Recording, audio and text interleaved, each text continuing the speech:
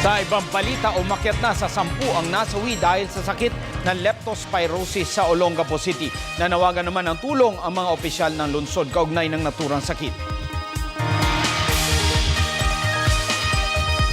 Nanawagan si Olongapo City Mayor Roland Paulino sa lahat ng mga may ginintuang puso at yaong may kakayahang mamigay ng mga gamot panlaban sa kinatatakutang leptospirosis na huwag nang patagalin pa ang pagpapadala ng mga ito para sa dagliang pagtulong sa mga naapektuhan ng sakit na leptospirosis. Sa ngayon, meron ng 227 ang bilang ng mga na-admit ng mga pasyente sa Gordon Hospital. 8 na-discharge na habang 179 naman ang nasa OPD status. It was really an outbreak. Maganda na nga lang nung malaman nila talaga na there was an outbreak, lahat ng nilagnat na nawala at nilagnat uli, nagpuntahan dito para sigurado lang ma-check. And we really found out that it was leptospirosis. Sa ngayon, Mayor, ano hong pangangailangan ninyo na dapat hong maitulong ng pamahalaan? Well, actually naman po, dumating naman po si Secretary Ona at nagdala po ng mga dicloxacillin. Pagkatapos nagbigay ng mga IV. Sa ngayon ang mga kailangan namin yung mga pang-advanced stage na, yung pong mga pang-dialysis. Kanina umaga nasaksihan ng PTV4 News Team ang isa pang di kilalang kabataan ang nilabas mula sa ospital nang di na kayanan ng pahirap ng naturang karamdaman. Dahil dito, umabot na sa bilang na 10 ang naitalang namatay sanhi ng leptospirosis.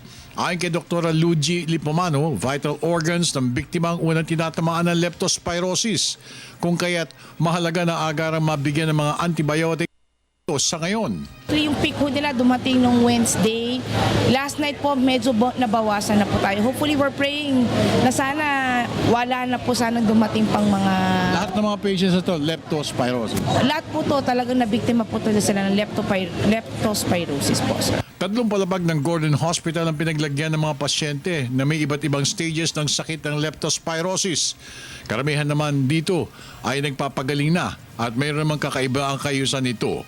At 80% sa mga ito ay kalalakihan. Nilagnat ako ng 4 na araw sa bahay. Hindi na ako makabangon, hindi na ako. Yung pala, pagdating dito, na-dialysis ako. Yung kinain na ng yung ano ko, yung sinira na yung kidney ko, sinira na nung... Nung binaha po kami, sinasalba ko po yung pamilya ko dahil hanggang leg na po yung tubig. So, nung buong maghapon po na yun, babad na babad po ako sa tubig. Hindi ko po napansin, may sugat ako sa paa. Kaya po, yung mga pang-4 na araw, yung todo lagnat ko, masakit na po itong ganito ko, yung tiyan, yung ulo ko. Ito po, naninilaw pa hanggang ngayon, hindi pa nagbabago yung ano niya. Hindi ba siya nilalapatan pa ng gamot? Linapatan na po, kaya lang nanilaw pa. So, ano sabi ng doktor? Sabi, idadialysis na naman daw. Kagabi dinadialysis, ngayon dadialysis na naman daw ngayon.